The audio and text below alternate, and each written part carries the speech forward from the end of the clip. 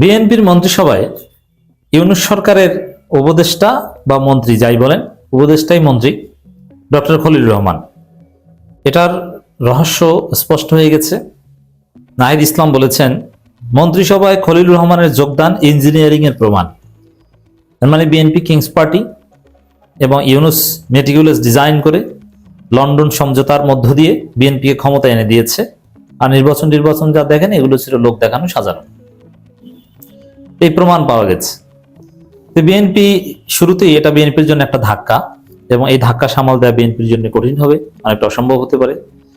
এই খলিলুর রহমানকে নিয়ে এই বিএনপি শেষ পর্যন্ত বেকায়দায় পড়বে। এবং এখান থেকে স্পষ্ট যে বিএনপি বা তারেক রহমান স্বাধীন নয়। মন্ত্রিসভা গঠনে যদি তারেক রহমান কিংবা বিএনপি স্বাধীন হতেন, তাহলে খলিলুর রহমানকে মন্ত্রী বানাতেন না। কারণ সালাউদ্দিন আহমেদ বলেছিলেন যে, ইউনূস, আপনার কি আক্কেল নাই? আপনি কি বেআক্কেল? একজন বিদেশি নাগরিককে আপনি মন্ত্রী বানিয়েছেন। এবং বিএনপির মধ্যে প্রচন্ড ক্ষোভ। তারেক রহমান জানেন না? জানেন। তারপরও কেন? কারণ তারেক রহমান স্বাধীন না। এটা কারো অ্যাসাইনমেন্টের ভিত্তিতে খলিলুর রহমানকে মন্ত্রী বানাতে হয়েছে। আর তার মধ্যে দিয়ে এটা স্পষ্ট, ওই যে তারেক রহমান দেশে আসবেন, কবে আসবেন, ইউনূসের সাথে সাক্ষাৎ, কি ডিল হয়েছে তখন, আরো নানান বিষয়,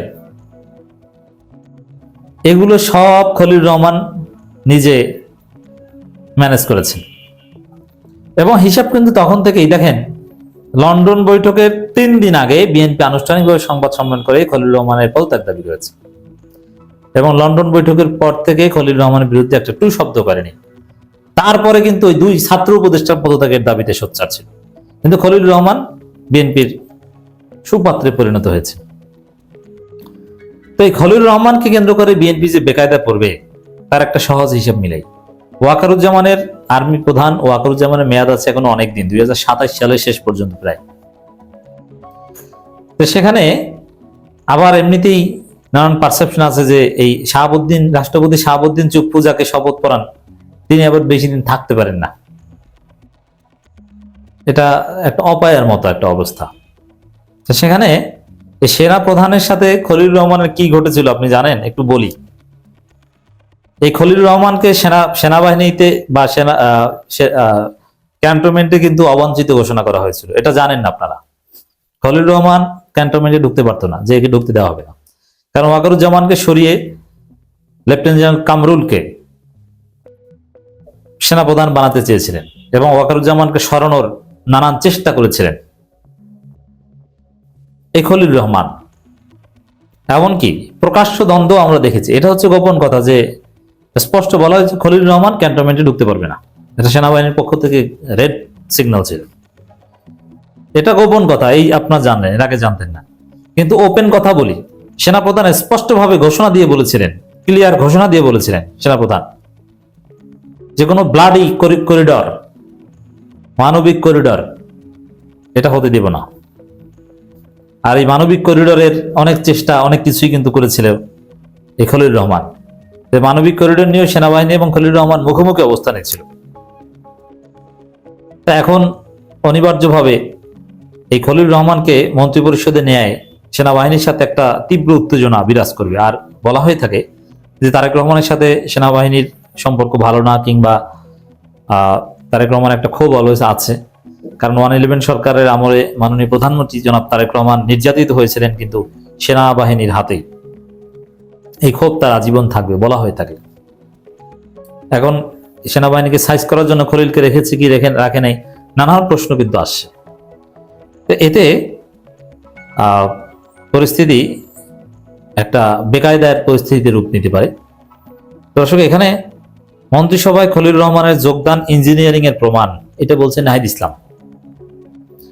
নতুন সরকারের মন্ত্রিসভায় খলিলুর রহমানের যোগ দেওয়ার মধ্য দিয়ে সংবিধান সংস্কারের বিষয়টি নিয়ে যে ইঞ্জিনিয়ারিং হয়েছে, সেটি জাতির সামনে উঠে এসেছে বলে মন্তব্য করেছেন জাতীয় নাগরিক পার্টি বা এনসিপির আহ্বায়ক নাহিদ ইসলাম। তাহলে এই BNP kings party election engineering, এটা কিন্তু বৈধতা সংকট। এই খোটা বিএনপিকে খেতে হবে। এবং ফেয়ার ইলেকশন ছাড়া, জনগণের প্রকৃত ম্যান্ডেট ছাড়া উল্টো গতিতে ক্ষমতায় আসতে ভালোভাবে দেশ চালাতে পারে না। কারণ যারা ক্ষমতা এনে দিয়েছে, কথায় কথায় তাদের কথা শুনতে হয়, আপনি স্বাধীন না, কারণ আপনি তো স্বাভাবিকভাবে আসেন, আপনি স্বাভাবিকভাবে আসতে জনগণই আপনার শক্তি, কিন্তু আপনার সেই নৈতিকতা নেই, থাকে না। যেমন এখন খলিলুর রহমানকে বাদ দিবেন, বিএনপির ভিতর থেকে দাবি উঠেছে যে ডক্টর খলিলুর রহমানকে বাদ দেওয়া হোক, কারণ এটা খুব খারাপ দেখায়, মিডিয়া বিএনপির দখলে বলে এটা নিয়ে তোলপাড় সৃষ্টি হচ্ছে না। আর জামাত এনসিপি ভুলের কারণে, দুর্বল চিত্ত রাজনীতির কারণে তারা এটা নিয়ে কোনো কিছুই করতে পারছে না, তারা জাস্ট মন খারাপ করেছে। ডাক্তার শফিকুর রহমান এবং নাহিদ ইসলাম মন খারাপ করে বসে আছে, কিন্তু এটা নিয়ে তোলপাড়, এখানে যদি আওয়ামী লীগ থাকতো জামাত এনসিপির যায়, তখন বাংলাদেশে অঘটন ঘটিয়ে দিত এটা নিয়ে। বিএনপি নিজেরাই চায় না খলিলুর রহমানকে, বিবিসি বাংলা রিপোর্ট হয়েছে এটা নিয়ে, তারপরে খলিলকে বাদ দেওয়া যাচ্ছে না। কেন যাচ্ছে না? আরে ভাই, খলিল বলবে যে তোমরা চালাকি করো, আমাকে বাদ দিবা, তোমরা এমপি হয়েছে, মন্ত্রী হয়েছে, তোমাদেরকে এই ব্যবস্থা কে করেছে? তোমরা কি জিতেছো? জিতিয়েছে কে? আমি জিতিয়েছি। কিভাবে মেকানিজম করেছি দেখো না, ডিপ স্টেট কিভাবে ম্যানেজ করেছি, এবং সেই ঠাকুরগাঁও জেলা আমিরের কাণ্ড ঘটিয়ে জামাত কিভাবে ব্যাকফুটে ঠেলে দিয়েছি। হঠাৎ জামাত জিতে যাচ্ছিল, ভোটের ফলাফল থামিয়ে দিয়ে গভীর রাতে কিভাবে ইঞ্জিনিয়ারিং করেছি, তারেক রহমান দেশে আসতে পারবেন না, আসেন না, কিভাবে আমি সব ম্যানেজ করেছি, কিভাবে আমি ইউনুস তারেক মিটিং এর ব্যবস্থা করেছি। ইউনুসের কোনো কাজ নাই লন্ডনে, আমি তাকে নিয়ে গেছি তারেক রহমানের সাথে মিটিং করাতে, ক্ষমতা এনে দিয়েছি আমি খলিল, আর তুমি কোন কিসের এমপি, কিসের মন্ত্রী, তুমি এসো আমাকে বাদ দেওয়ার কথা বলতে। বুঝতে পারছেন যে একটা সরকার যদি সঠিকভাবে ক্ষমতা আসতে না পারে, তাহলে তার ভিত্তি কতটা দুর্বল থাকে। এই কারণে বিএনপি দুর্বল, এটা হচ্ছে রিয়েলিটি। এটাই নাহিদ ইসলাম বলেছেন। এখন জামাত দুর্বল, অনেকটা মনোবল হারিয়েছে বা ভুল রাজনীতির কারণে, অযোগ্যতার কারণে, কিন্তু ধীরে ধীরে জামাত আবার ঘুরে দাঁড়ানোর চেষ্টা করবে, তখন বিএনপিকে এটা নিয়ে ব্যাক পেতে হবে ডেফিনেটলি। আর জামাত দুর্বলতা দেখালো, এনসিপি পারফেক্ট বিরোধী দলীয় রাজনীতি করতে পারবে, এটা আমার বিশ্বাস। জামাত দুর্বল হলে এনসিপি সামনের সারিতে চলে আসবে। শূন্যস্থান কখনো ফাঁকা থাকে না, ওটা পূরণ হয়ে যায়। এমনকি এনসিপি এটা পারবে, জামাত পারুক আর না পারুক। জামাত তো অতি সরল, পদে পদে তাদেরকে বোকা বানানো হয়েছে। এনসিপি প্রয়োজনে, এটা আমার ধারণা, এটা হওয়া উচিত না, কিন্তু এটা হতে পারে, এনসিপি প্রয়োজনে আওয়ামী লীগের সাথে হাত মিলিয়ে বিএনপিকে সাইজ করতে চাইবে। আর যদি এনসিপি জামাতের এই দুর্বলতা কাজে লাগে, তারাই বিরোধী দল হিসাবে সামনে আসতে পারে, মাঠের বিরোধী দল, তাহলে আওয়ামী লীগের সাথে তাদের পক্ষে হাত মিলানোর কোনো ব্যাপার না। রাজনীতি এরকম প্রয়োজন, যে আওয়ামী লীগের মাধ্যমে নির্যাতিত হয়ে খালেদা জিয়ার কি অপমান, তারেক রহমানের কি অবস্থা, দেশে আসতে পারেন না, সেই আওয়ামী লীগের ভোট নিয়েই ক্ষমতা এসেছে বিএনপি। রাজনীতি এমনই, বন্ধু শত্রু বলতে কিছু নেই, যখন যাকে প্রয়োজন তখন তাকে কাজে লাগাতে হবে।